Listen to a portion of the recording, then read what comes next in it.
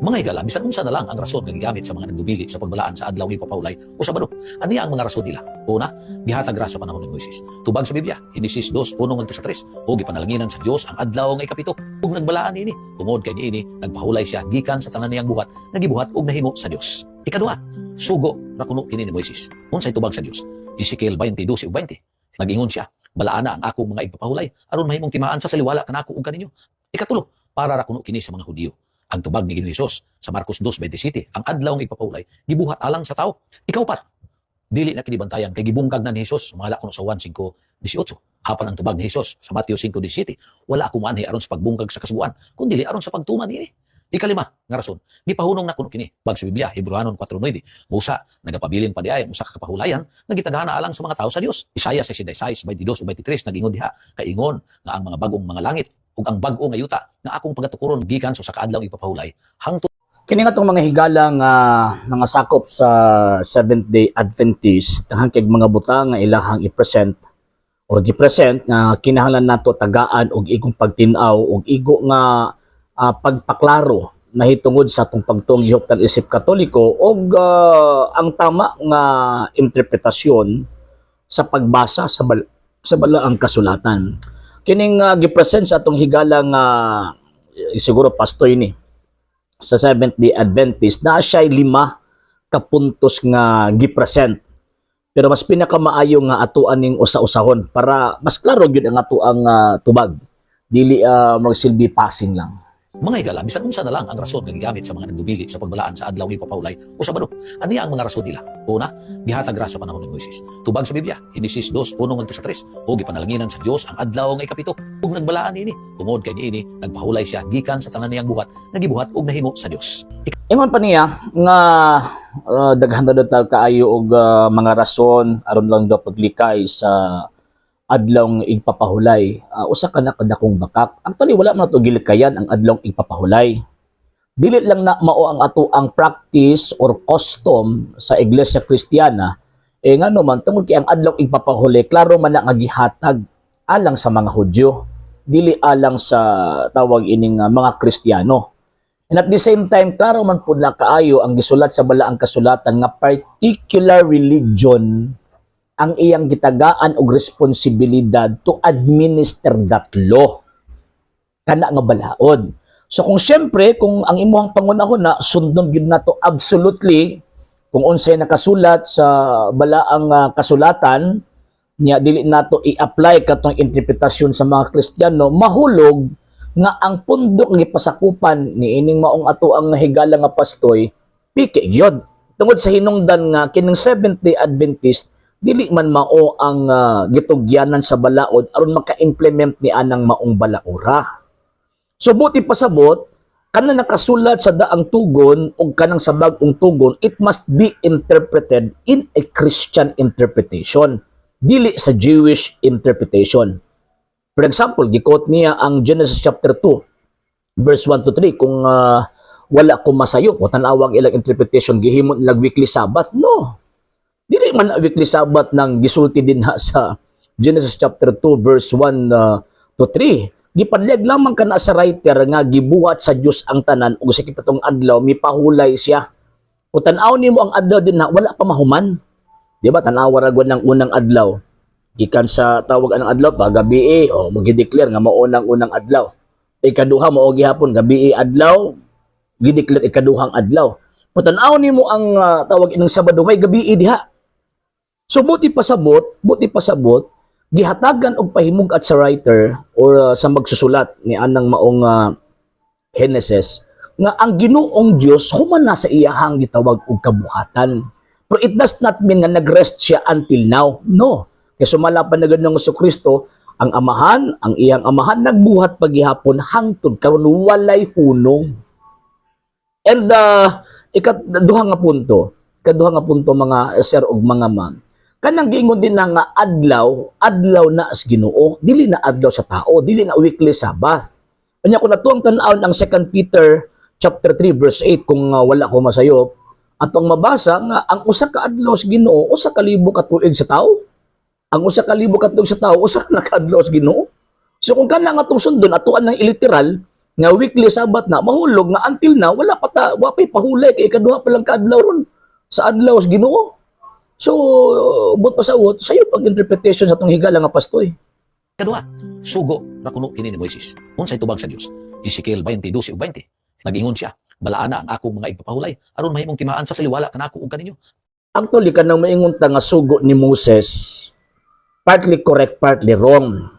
Kanang nagsugo ni Moses manggod correct na in terms of administration sa balaod na gihatag sa Dios didto nila. Remember, ato ang tanawon ang balaang kasulatan mga sir ug mga ma'am, ang gihatag nga sugo sa Dios na pulo. So kadtong mga ubang mga sugo nga niabot og not less than na 600 mo to ang mga ordinances nga gi-create sa mga administrator ni anang maong balaod aron pagpadayag sa ilang pag-implementar ni anang maong balaura sa ilahang ginsakpan o sa ilahang gitawag og constituents. So karon tama ba nga moingon ta nga sugo na ni Moses? Yes, tama. Partly tama. Ngano man tungod kay si Moses man ang interpreter and at the same time implementer of the law. Partly wrong tungod kay pag tagsugo manggo di lang kay mag-specific sa napulo ka sugo. Kung dili mag-specify pud na siya sa tanang mga gituman nga mga sugo sa Israel kaniadto. So kung mingon tag tumanon gyud nato ang gitawag og sugo asa man alang sugo sa Israel o kadtong moralo nagihatag sa Ginoong Dios. In terms of Sabbath naapod na gitawag og moral and ceremonial law. Ang moral law din ang pagsimba sa Dios. Mabitaw ang word na Sabbath, generally speaking, sa usa ka naka general term nga nagapunting sa pagsimba sa Dios. Not necessarily nga nagapunting lamang sa usa ka adlaw kay even ang first day, ang second day, ang third day ginatawag pud nila og Sabbath. So ang word na Sabbath is sa generic interpretation niya o generic meaning buti pasabot na worship day or rest day. Gikot yang Ezekiel chapter 20 verse 12 and 20 ingon pa niya nga mao kini timaan sa katawhan sa Dios. Wa niya tarong agbasa ang konteksto sa maong setas nga gikutlo. Basahan ko ng verse 5, verse 10, verse 27. Basahan ko na ninyo kinsa gisultian na sa ni propeta Ezekiel. Ang Israel, dili ang Seventh-day Adventist, dili ang tanang tawo. So mao na nga kanang sugo sa adlong igpapahulay, timaan man kana sa Dios ug sa Israelita kay ang Dios may nagpagawas kanila gikan sa Ehipto, Exodus chapter 31 verse 16. So mao nang kinahanglan mo ilahan nang i-solemnize, ilahan nang i-consecrate ang ilang kagalingon ni anang mong adlaw kay pagpadayag kana nga ang Dios mo ay nagpagawas kanila gikan sa kaulipnan sa Ehipto. Dili tawag ka nang i-appeal pa ni magdasan. Dili na tinuod. So mo na walay problema, wala problema ni tuota nga may tungod sa adlaw ipapahulay para sa mga Hudyo pero para nato mga Kristiyano man tilabot in taon ngano man tungod sa hinungdan wala man tagi pagawas gikan sa Ehipto. Nya dili man punta bilong sa relihiyong Judaismo. Wala nga ang balaod sa Dios sa gihatag kang Moses gi-interpret sa ato ang Ginoong Jesucristo ug sa iyang mga apostol ug ang word nga pahulay mga sir ug mga ma'am sa generic meaning niya or sa general meaning niya buti pasabot rest day or worship day. Mo na ang mga apostol sila ang nagpili sa maong gitawag og adlaw kay sumala pa na sa nuwan Lord's Day kini. Buti pasabot adlaw sa Ginoo balaan alang kanila.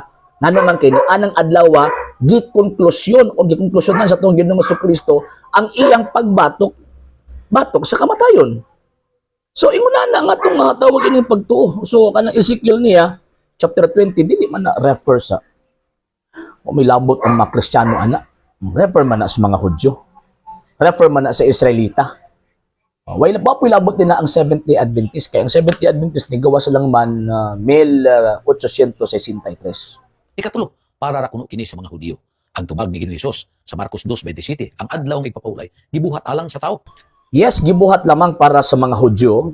Nga naman tungod kay, again, Exodus chapter 31 verse 16, ang maong sugo, maong kasabutan tali sa Dios ug sa Israelita, kay ang Dios may nagpagawas kanila, gikan sa kaulipnan sa Ehipto. Kanang San Marcos kapitulo 2 bersikulo 27, kanang inyong gikot nga, gibuhat ang adlaw ipapahulay alang sa tao, dili man refer alang sa tanang tao. Wala man nagpunting ang Ginoong Jesucristo na in terms of general perspective or tawag ang iyang objective is para sa tanang tao na no Ngano man kay klaro man na. Ang adlaw ipapahulay gibuhat alang sa tawo. Wala man gingon nga ang adlaw ipapahulay gibuhat alang sa tanang tawo. Wala oy. Mo bitaw anthropos ra gibutang. And anthropos din na nagrefer na sa subject nga iyang kaatubang sa iyang nga iyang gipamulong. Kung imong iatras na nga kapitulo bersikulo refer na sa mga Hudyo kay ang gitudlo sa mga Hudyo ang tao gihigot nila sa adlong igpapahulay. O refer na sa nagpractice sa adlong igpapahulay. Way labot yan mga Kristiyano. Walay labot yan ang mga Kristiyano. Katong Christian religion ha. Kaya namin mga Kristiyano kani adto nga samtang naa pa nga tong Ginoong Jesucristo sakop sila sa reliyong Judaismo. Oh. So dito dili man to Seventh-day Adventist. So at the time, musulod sila sinagoga adlong ipapahuli kay number one balaod at the same time moong ilang relihiyon at the time. So kanang Saint Mark chapter 2 verse 27 dili na magamit as basis nga moingon sila nga tinuod ng Seventh-day Adventist mo nito man sa sugo. Piki ng Seventh-day Adventist. Ikaw pat, dili na kinibantayan kay gibungkag na ni Hesus sumala kuno sa 1:5-18. Apan ang tubag ni Hesus sa Mateo 5:17. Wala ako manhi aron sa pagbungkag sa kasubuan, kundi aron sa pagtuman ini. Kanang sa San Juan kapitulo 5 verse 18 komento na sa mga Sabadista kaniadto. Kay nakita nila nga ang gibuhat sa Ginoong Jesucristo sukwahi sa balaod sa adlawng igpapahulay. Kinsa man mo nga mo question ana nga interpretasyon nga at that time ang interpreter and implementer of the law mao man ang tawag ini mga Hudyo. Di ba ingon ninyo kinahanglan tutumanon tong naa sa Old Testament absolutely? O anong di mamutuo sa mga Hudyo nga nagsaway kang Ginoong Jesucristo? So, kanang gingon niya dili lamang kay gilhapas niya ang balaod sa adlaw igpapahulay kundi giilapod niya ang iyang kaugalingon nga Dios. Bugat na nga akusasyon para sa balaod sa mga Hudyo. Ngano man kay divine law na. Para sa mga Hudyo kanang adlaw igpapahulay divine law na ug di ka motuman ana nakalapas ka sa balaod sa Dios ug mao ni nakita sa mga Hudyo at that time. Pero kanang resulti man siguro ng Jesucristo nga wala ako moanhi aron na pagbungkag sa balaod kundi aron pagtuman hinuon ini. Ngano man kay iyang gipakita ang iyang kaugalingon nga sa kana nga panahon siya na ang mo interpret mo implementar sa balaod nga siya mismo ug ang amahan mo naghatag sa Israelita sa panahon nga gitawag og Moses. Kung ningon siya nga ako anang interpretation, amuan ng interpretation dili na inyo. Mo bitaw gisupak niya ngano man kay dili magdumaong interpretation sa mga Hudyo. Same pod siya sa Badista, gisupak ng Kristo kanang inyong pangunahuna, kaya inyong gisunod, ang unahuna sa gitawag og mga Hudyo. So maningon siya nga, wala ako mo ani aron pagbungkag sa balag, kundi aron pagtuman hinuon ini. Mo bitaw ingon niya, ang kanang napulo, girepresentahan na sa duha ka dagkong sugo. Higugma ang Dios labos tanan, sa tibok mo kasing kasibok mong kalag, og higugma imong kaugalingon sama sa higugma imong kaugalingon, imong sikataw sama sa paghigugma sa imong kaugalingon. So, buti pasabot, in terms of moral perspective, moral implementation, ano yung ni Kristo aron sa pagtuman ini. So, unsa man ang moral perspective concerning the Sabbath? Worship. Mo man ang moral message sa Sabbath? To worship God. Unsa adlaw gisimba sa mga apostol ang Kristo? Ang Dios nga manluluwas adlaw Domingo dili adlaw Sabado. Palpak yan po interpretation. Ikalima nga rason, gipahunong na kuno kini bag sa Biblia Hebreanon 4:9. Musa nagapabilin pa diay usa ka kapahulayan nga gitagana alang sa mga tawo sa Dios. Isaiah 66:22-23 nagingon diha kay ingon nga ang mga bagong mga langit ug ang bag-o nga yuta nga akong pagatukuron gikan sa kaadlaw ipapahulay. Actually kanang adlaw ipapahulay sa mga Hudyo sa panahong Kristyanismo, sa panahon sa pagtuo sa gitawag og mga Kristiyano, dili na usa ka wala na ni gahom sa mga Kristiyano. Ngano man kay again number 1 ang maong balaod gihatag sa mga Hudyo. Unya kanang mga Hudyo sila na ang implementer and interpreter of that law. Una naa sila mga ordinansa. So kanang giingon sa Hebrews chapter 4 verse 9 nga ang Dios naggahin naapay nagpabilin nga adlaw sa pahulay, dili na pahulay nga refer sa adlaw ipapahulay nga gisunod sa mga Hudyo. Basa aragon ninyo ng 4:8. Basaan ninyo ng Hebrews chapter 4 verse 8. Nya iatras pagida ninyo. Ngano man kay ang adlaw ipapahulay nga gihatag sa Dios sa Old Testament way nakatuman. Way nakatuman ana. Way nakatuman anang sugua ba kung baga. Nya pagkahuman ang 70 Adventist magangkon-angkon nituman sila. Ikaduha pod, lahi man gud ng Sabat sa mga Hudyo ug sa Seventh-day Adventist. Kaya ang Sabat sa mga Hudyo mao gito ang tinuod nila nga practice concerning pagsimba sa Dios. Madto sa templo, gipanguluhag mga pari, maghalad og tawag ini nga halad at tubangan sa Dios. Mao tong Sabat sa mga Hudyo. Kini Seventh-day Adventist Americanized man eh. O tanawa na ba doon sila gihalad? Di ba? Ang Biblia, nakasulat mas Biblia, ginahalaga maghalad. Panguluhag pare ang ilaha. Gipanguluhan og tawag ining pastoy. So, ang Sabat sa Seventh-day Adventist, dili na mo Sabat nga nakasulat sa Biblia. And at the same time, kanang Sabat nga nakasulat sa Biblia, implemented na by the Jewish religion. And according to St. Paul, kung imong iatras before sa verse 9, kanang sa Hebrews chapter 4, verse 3, hangtod sa 9, way nakatuman ana. Kaya wa may nakatuman ana mo na ang Dios naghatag og kung sa kuan pa ba kanang naapay gipabilin nga adlaw ipapahulay. Unsa man ang adlaw ipapahulay giskutan nila? Seventh day no. Dili 70 katong perfect nga pahulay nga ang tao mosulod sa pahulay sa Dios. Unsa man ang pahulay nga sudlan sa gitawag og tao ingon ni Kristo, dali mo pahulay. Dali mo nako og baka papahulay mo. Usang adlaw man ni duol ang mga apostol kan Ginoong Jesucristo nga nipahulay sila og nisimba kang Kristo. Kaya ang word nga pagpahulay, pagsimba man na adlaw Domingo. Mo bitaw ingon pa ni San Juan nga kining adlaw sa Ginoo.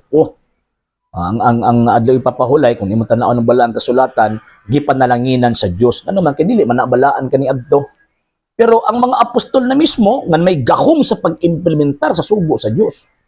Ingon sila kining adlaw sa Ginoo. Bitaw ingon si Kristo sa iyang mga apostol, gihatag kanako ang kagahom sa langit ug sa yuta, busa lakaw mo. Sugot ipasabot na ay otoridad ang mga apostol. So kanang maong gitawag authority, dili na human authority, kundi divine authority. St. Luke chapter 10 verse 16, ingon pa niya, ang namati ninyo, namati nako, namati siya nagpadala kanako. Ang nagsalikway ninyo, nagsalikway nako, nagsalikway siya nagpadala kanako. So, buti pasabot, ang interpreter and implementer of the law sa Christian Testament or sa Christian era, dili na ang mga Hudyo. So, katong ilang mga balaod, paso na to, matong giingon na to nga, nabungkag na. Paso na to, wala na to'y bili. Wala na to'y bili. Gi-implement ang balaod sa Diyos, subay sa pangunahon na sa mga Kristiyano. For the first 300 years, ang adlaw nga igsisimba sa mga Kristiyano, dili adlaw Sabado, kundi adlaw Domingo. Sa hindi pa po nakapag-follow sa mga pages po natin, i-follow nyo po yung mga pages po natin, RJ Horolanciano II, TV Apolia Punto Argumento page, Kuya Apologies TV page, and RJ's Vlog 2022. And pwede rin po kayo mag-send po dyan ng Facebook stars. And also, sa ating po mga channels, sa hindi po nakapag-subscribe, i-subscribe po ninyo yung mga channels natin, The Lay Catholic, Apologies International Official, RJ Sano II TV, Kuya Apologies TV, and Barrio Kawayan Religious Forum. And pwede rin po kayo mag-send po dyan ng super sticker, super chats, and super thanks. And maraming salamat po sa mga kapatid at mga Katoliko na always pong tumutulong sa programa po natin. Maraming salamat po. Nang dahil po sa tulong at suporta po ninyo, ang programa pong ito, until now, andito pa rin po sa social media. And until now din po, nangangailangan pa rin po tayo sa tulong at suporta po ninyo dahil wala po kami magagawa rito mga sir, mga ma'am, kung wala po yung tulong at suporta po ninyo. Sa gusto pong tumulong, sa gusto pong sumuporta, pwede po ninyong ipadala ang tulong at suporta po ninyo sa pamamagitan po ng ating mga account numbers dyan po sa ating pong screen. And pwede nyo po kaming i-message sa ating pong page kung via remittance po yung papadala po ninyo. Maraming salamat po in advance.